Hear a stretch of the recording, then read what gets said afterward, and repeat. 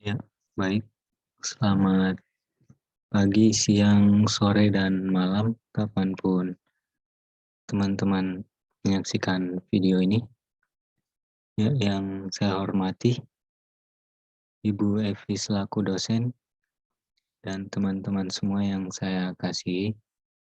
Di sini, ya, pertama-tama perkenalkan, saya Bonifasis Marnata Simapamula dengan NIM 68202801. Kemudian ada anggota kelompok saya Nugro Agus Purwoko dan Richard Robertus Claudio Nangin. Merupakan kelanjutan dari video sebelumnya.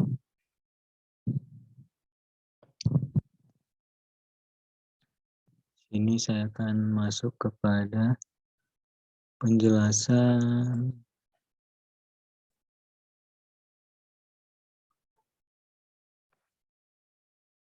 ya, hasil dan pembahasan.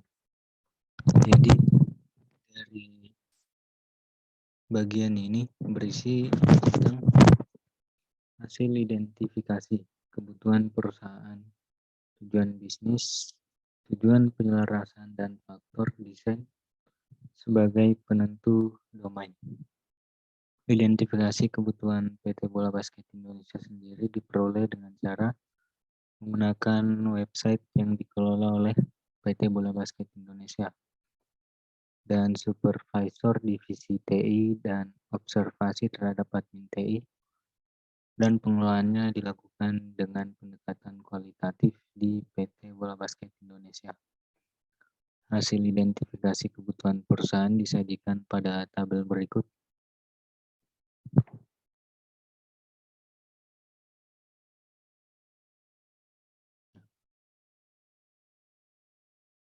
Baik, ini merupakan tabel dari identifikasi kebutuhan perusahaan.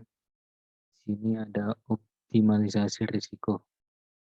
Dalam keterangannya sendiri, dalam menjalankan bisnis dengan penggunaan aset TI, PT Bola Basket Indonesia membutuhkan biaya investasi TI yang tinggi. Kondisi ini mendorong perusahaan untuk melakukan proses manajemen risiko dalam rangka optimasi risiko bisnis. Tujuannya yaitu untuk memperkecil risiko terjadinya kerugian dan munculnya masalah atau hambatan ketika PT Bola Basket Indonesia menggunakan aset TI untuk kegiatan bisnis dan operasinya. Kondisi ini mendorong aset TI perlu dikelola dan dipelihara dengan baik agar risiko kerusakan aset fisik TI, kehilangan data, keamanan sistem informasi, kegagalan implementasi TI, serta penggunaan aset TI yang tidak sesuai kebutuhan dapat dicegah dan diminimalisir sehingga pelayanan akses informasi melalui website tidak terganggu. Kemudian kebutuhan yang kedua ada optimalisasi sumber daya, yaitu strategi bisnis dan layanan PT Bola Basket Indonesia yang berorientasi pada website olahraga basket, serta terdepan dalam bidang basket di industri digital Indonesia. Menuntut PT Bola Basket untuk selalu beradaptasi dengan perkembangan TI. Oleh sebab itu, PT Bola Basket terus berupaya untuk melakukan kegiatan optimalisasi penggunaan sumber daya perusahaan sesuai dengan tugas dan fungsinya, dengan tujuan agar PT Bola Basket Indonesia sendiri dapat beroperasi secara efektif, efisien, dan ekonomis. Nah, selanjutnya, di sini ada dalam rangka menjawab tantangan industri digital Indonesia. PT Bola Basket Indonesia berusaha untuk memberikan layanan terbaik dan memberikan nilai tambah bagi pengguna website-nya. Website-nya ya PT Bola Basket Indonesia. Hasil identifikasi kebutuhan perusahaan pada tahap sebelumnya digunakan untuk mengidentifikasi tujuan bisnis atau enterprise goals. Hasil identifikasi tujuan bisnis Bola Basket Indonesia disajikan pada tabel berikut ini. ada tabel identifikasi enterprise goals dengan perspektif balance score card atau BSC dengan kode dan enterprise goals-nya. Di sini yang pertama ada keuangan dengan kode enterprise goals yang 01 dengan keterangan portofolio produk dan layanan yang kompetitif. Kemudian yang kedua ada pelanggan dengan kode enterprise goals 06 keberlanjutan dan ketersediaan layanan bisnis. Kemudian yang ketiga ada pertumbuhan dengan kode enterprise goals 10 dengan keterangan keterampilan, motivasi, dan produktivitas staff. Kemudian yang keempat ada inovasi dengan enterprise goals 12 dengan program transformasi digital terkelola. Juga ada kode enterprise goals 13 yakni inovasi produk dan bisnis. Nah, setelah itu selanjutnya identifikasi faktor desain sebagai langkah terakhir dalam penentuan domain. Nah, tahap ini merupakan karakteristik dari objek audit. Tahap ini menentukan ruang lingkup sistem tata kelola atau governance system dengan mempertimbangkan faktor desain 1 sampai dengan faktor desain 11 yang dijabarkan sebagai berikut ini. Nah, yang pertama di sini ada faktor desain 1 atau enterprise strategi. Tahap ini dilakukan proses identifikasi strategi bisnis dari PT Bola Basket Indonesia. Ada 4 strategi perusahaan, yaitu growth atau acquisition, kemudian ada inovasi atau differentiation, kemudian ada cost leadership, yang keempat ada client service stability.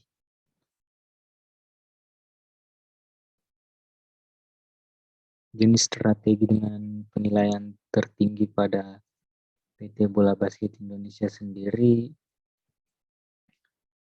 ini adalah yang kedua ini, ya, ini inovasi karena lebih mengedepankan inovasi. Ya, karena PT Bola Basket Indonesia lebih berfokus kepada penyediaan pengembangan layanan program, produk, dan bisnis yang stabil dengan fokus pada pertumbuhan perusahaan. Ya, selanjutnya yang kedua, faktor desain 2. Di sini ada enterprise goals. Nah, pada tahap ini dilakukan proses identifikasi tujuan bisnis dari PT Bola Basket Indonesia pada COVID 2019. Tujuan bisnis perusahaan dibagi menjadi 13 jenis. Hasil identifikasi PT Bola Basket Indonesia memiliki 3 tujuan bisnis yang mendapat nilai 5, yaitu EG 10, ya ini, yang merupakan keterampilan, motivasi, dan produktivitas dari staf. Kemudian ada EG 12, Enterprise Goals 12 ini, yaitu program transformasi digital terkelola. Dan ada Enterprise Goals yang ke-13, inovasi produk dan bisnis. Satu tujuan bisnis mendapat nilai 4, yaitu EG 01, portofolio produk dan layanan yang kompetitif. Baik, selanjutnya ada yang desain faktor yang ketiga, yaitu risk profile. Pada tahap ini dilakukan proses identifikasi profil risiko yang dimiliki PT Bola Basket Indonesia. Risiko dengan nilai tertinggi pada PT Bola Basket Indonesia adalah data dan informasi manajemen yang berkaitan dengan permasalahan yang muncul saat akses informasi melalui website yang digunakan. Nah, dapat dilihat di yang bagian bawah ini mencapai nilai tertinggi. Nah, selanjutnya faktor desain yang keempat, IT related issue. Nah, pada tahap ini dilakukan proses identifikasi permasalahan terkait TI yang dihadapi PT Bola Basket Indonesia dalam pengelolaan website perusahaan. Permasalahan TI yang sering muncul ditemukan adalah insiden signifikan terkait TI, seperti kesalahan aplikasi ketika kita melakukan login pendaftaran akun. Terkadang sistemnya itu tidak berjalan dengan baik. Masalah pada layanan TI pada website seperti proses yang kurang efisien dalam melakukan akses informasi melalui situs website perusahaan, seperti pada iklan sponsor juga, sehingga dapat mengakibatkan terhambatnya atau gagalnya implementasi inisiatif atau inovasi baru yang disebabkan oleh arsitektur dan sistem TI saat ini. Selanjutnya ada faktor desain yang kelima, yaitu threat landscape. Nah, pada tahap ini dilakukan proses identifikasi tipikal ancaman yang dihadapi PT Bola Basket Indonesia dalam pengelolaan perusahaan. Ada dua level ancaman, yaitu level tinggi dan normal. Di sisi level ancaman, PT Bola Basket Indonesia sendiri presentasinya lebih cenderung ke arah normal karena sebagian besar yang dihadapi tidak terlalu mengganggu perusahaan dalam menjalankan bisnisnya. Dapat dilihat untuk diagramnya. Nah, kemudian masuk ke faktor desain yang keenam, compliance requirements. Nah, pada tahap ini dilakukan proses identifikasi kepatuhan PT Bola Basket Indonesia terhadap peraturan. Di sini ada 3 level kepatuhan, yaitu level tinggi, normal, dan rendah. PT Bola Basket Indonesia sendiri memiliki kepatuhan pada level tinggi. PT Bola Basket Indonesia memiliki divisi sport tersendiri. Adapun tugas dari divisi tersebut ialah memastikan pemenuhan seluruh peraturan yang ada dan menjadi kewajiban untuk dilakukan dengan berkoordinasi pada bagian development dan competition dalam membuat dan mengatur serta menjalankan kompetisi sesuai dengan peraturan pelaksanaan yang berlaku.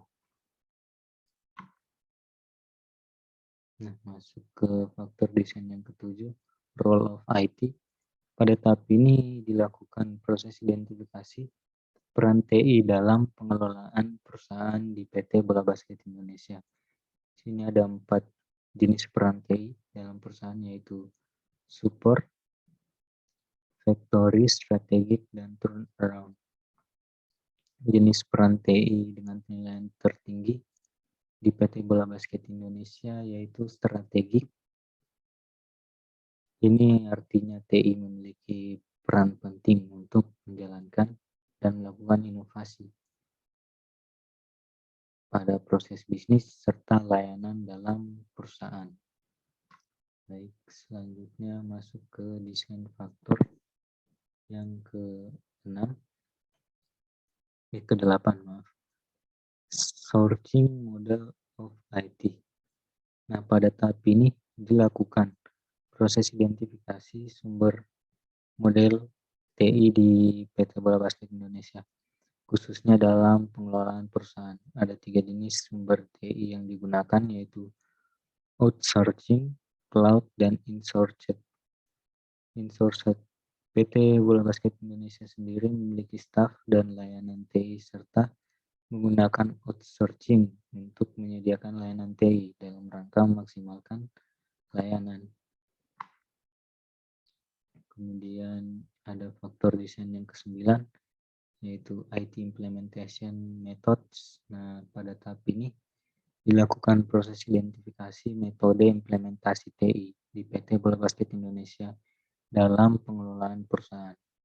Di sini ada tiga jenis metode implementasi yang digunakan, yaitu ada Agile dalam pengembangan perangkat lunaknya, kemudian ada DevOps, di mana pengembangan perangkat lunak dan operasi TI digabungkan, dan ada tradisional, di mana merupakan pengembangan yang lebih klasik atau metode waterfall.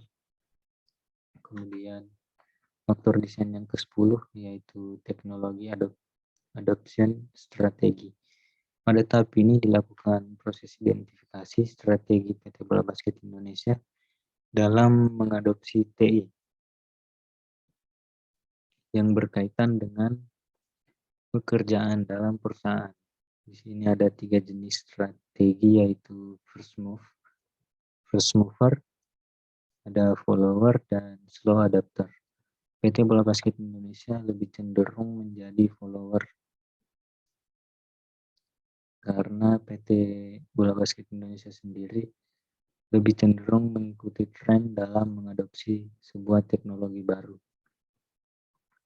Masuk ke faktor desain yang ke-11, yaitu enterprise size. Pada tahap ini dilakukan identifikasi ukuran perusahaan, dilihat dari jumlah karyawan yang dimiliki. Di sini ada 2 jenis ukuran perusahaan, dilihat dari jumlah karyawan, yaitu large, besar, dan small, dan medium, kecil atau sedang. Nah, pada PT Bola Basket ini termasuk dalam ukuran perusahaan yang large atau besar karena memiliki lebih dari 250 karyawan tetap. Nah, dari total 11 faktor desain, selanjutnya dilakukan identifikasi domain dengan pembobotan, dan hasilnya terlihat pada gambar di bawah ini.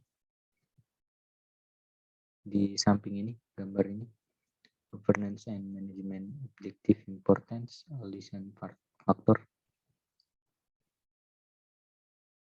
Hasil identifikasinya di sini domain yang terpilih sebagai fokus area, yaitu ada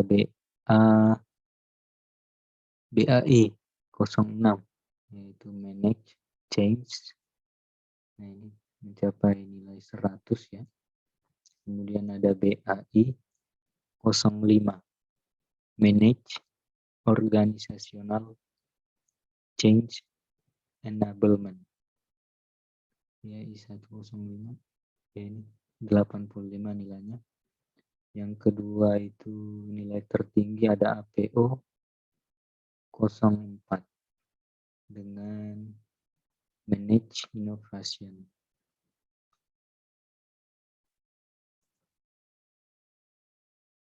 Baik, kemudian ya, selanjutnya setelah itu dilakukan kegiatan penyusunan daftar kesesuaian audit yang telah ditentukan, yaitu domain yang sudah kami tentukan kemarin, yaitu ada domain IDM 01, IDM 02, 03, IDM 04, dan IDM 05.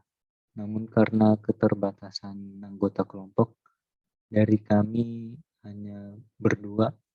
Dari saya sendiri akan membahas IDM 01. Nah, di sini hasil pemetaan RACI chart, informan kunci, pelaksanaan audit tata kelola perusahaan, antara lain ada manajer divisi TI, service manager, dan head IT operation. Nah, terlihat dari struktur organisasinya sendiri ada Markom, divisi Markom, kemudian ada masih divisi Markom tapi ke bagian kontennya, kemudian dari divisi Markom bagian staff, platform, dan operation. Nah, di sini sudah ada domainnya masing-masing.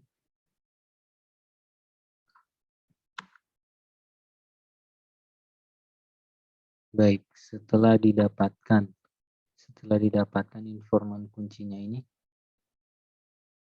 dari masing-masing domain, langkah selanjutnya yaitu pembuatan kuesioner berdasarkan domain COVID 2019 yang terpilih. Yang terpilih itu yang kami kami pilih kemarin itu ada IDM 01, IDM 02, 03, dan IDM 04, juga IDM 05. Namun karena keterbatasan anggota, kembali lagi, kami hanya bisa membahas untuk beberapa IDM saja. Domain yang terpilih saja. Setelah itu, kuesioner ini akan digunakan auditor dalam melaksanakan audit tata kelola PT Bola Basket Indonesia. Contoh kuesionernya nanti akan dijelaskan pada domain IDM 01. Baik, nah ini dia. Selanjutnya ada domain IDM 01. Untuk kuesioner IDM 01 ini diberikan secara bertahap sesuai dengan tingkat kemampuan yang dinilai. Pada kuesioner ini, penilaian dilakukan untuk tingkat kemampuan level 1, level 2, 3, dan 4. Nah, kemudian responden nanti akan diminta menilai tingkat kemampuan aktivitas yang dilakukan dengan memberi tanda checklist. Pada tempat yang tersedia. Penilaian didasarkan atas kondisi berikut. Di sini ada N, P, L, dan F. Nah, di N itu jika tingkat kemampuan yang dicapai kurang dari 15%. Kemudian P itu jika tingkat kemampuan yang dicapai antara 15% hingga 50%. Kemudian ada L itu jika tingkat kemampuan yang dicapai antara 50% hingga 85%. Sedangkan F jika tingkat kemampuannya yang dicapai itu lebih dari 85%. Artinya yang lebih tinggi berarti F. Nah, berikut ini merupakan contoh dari kuesioner level 1 yang terdiri dari 3 bagian, yaitu ada IDM 101, evaluasi sistem tata kelola, kemudian ada IDM 102 yang ini, memberikan arahan sistem tata kelola, kemudian ada IDM 101.03, ini melakukan monitoring sistem tata kelola. Berikut untuk kuesionernya. Untuk kuesionernya terlampir nanti juga di laporan kami. Nah, selanjutnya, domain IDM 01 pada level tingkat yang kedua. Di sini terdiri juga dari 3 bagian, yaitu ada IDM 01.01, yaitu evaluasi sistem tata kelola. Kemudian ada IDM 101.02, memberikan arahan sistem tata kelola. Kemudian ada kuesioner seputar IDM 01.03, itu melakukan monitoring sistem tata kelola. Nah, ini merupakan kuesionernya untuk level yang kedua, ada IDM 01. Nah, selanjutnya IDM 01 pada level ketiga. Nah, ini juga terdiri dari 3 bagian. Ada IDM 01.01, evaluasi sistem tata kelola. Kemudian ada IDM 01.02, memberikan arahan sistem tata kelola. Kemudian ada IDM 01.03, melakukan monitoring sistem tata kelola. Nah, yang terakhir itu ada level 4. Hanya ada satu bagian saja di sini, yaitu ada IDM 01.03, itu melakukan monitoring sistem tata kelola. Dan ya, saya jelaskan sedikit untuk pengambilan referensi dari kuesioner ini. Kami ambil dari buku COVID 2019, Governance and Management. Ya, dari bahan yang dibagikan melalui F-Learn. Nah, kemudian masuk kepada tahap akhirnya.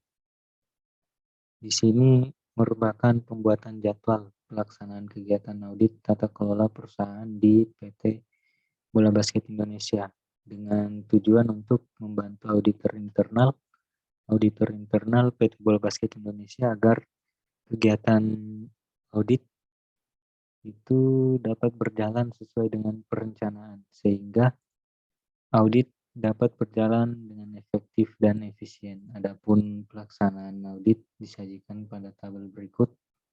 Nah, ini mulai dari uraian kegiatannya ada analisa struktur perusahaan yang dilaksanakan oleh saya sendiri. Kemudian untuk informan kuncinya di sini ada manajemen, divisi manajemen melalui bagiannya yang dibawahi oleh manajemen, yaitu ada divisi finance dengan keterangannya. Dan di sini kami menggunakan akses informasi melalui internet dalam menganalisa struktur perusahaannya. Kemudian ada yang kedua itu ada uraian kegiatannya, analisa kekurangan atau masalah. Nah, anggota pelaksananya sendiri itu ada Nugroho Agus Purwoko dan saya sendiri Bonifasis Marnata Simapamula. Dengan informan kunci ada manajemen melalui divisi finance. Dengan keterangan dilaksanakan juga secara online melalui internet, kami cari referensinya begitu, informasinya. Kemudian yang ketiga uraian kegiatannya ada identifikasi tujuan perusahaan yang dilaksanakan oleh Nugroho Agus Purwoko. Dengan informan kunci ada manajemen melalui divisi finance dan di keterangannya dilakukan secara online melalui internet. Nah, untuk audit tata kelola TI-nya, saya sendiri domain yang saya audit di sini ada IDM 01 dengan informan kunci ada divisi Markom Manager, Markom divisi konten, dan ada Markom bagian staff platform dan operation. Nah, di sini keterangannya dalam melakukan audit ini akan digunakan kuesioner sebagai pengisian survei yang sesuai dengan domain audit berdasarkan buku COVID 2009 Governance dan Manajemen Objektif. Kemudian untuk IDM 02 di sini ada Nugroho Agus Purwoko yang dilaksanakan nanti oleh Nugroho. Untuk domain auditnya ada IDM 02. Keterangannya sama, yakni menggunakan pengisian kuesioner survei sesuai dengan domain audit berdasarkan buku COVID 2019 Governance dan Manajemen Objektif. Ya, baik, cukup sekian presentasi dari saya, Bonifasis Marnata Simapamula dengan NIM 68 2020 801. Cukup sekian presentasi dari kelompok saya. Kurang lebihnya mohon dimaafkan. Sekian dan terima kasih.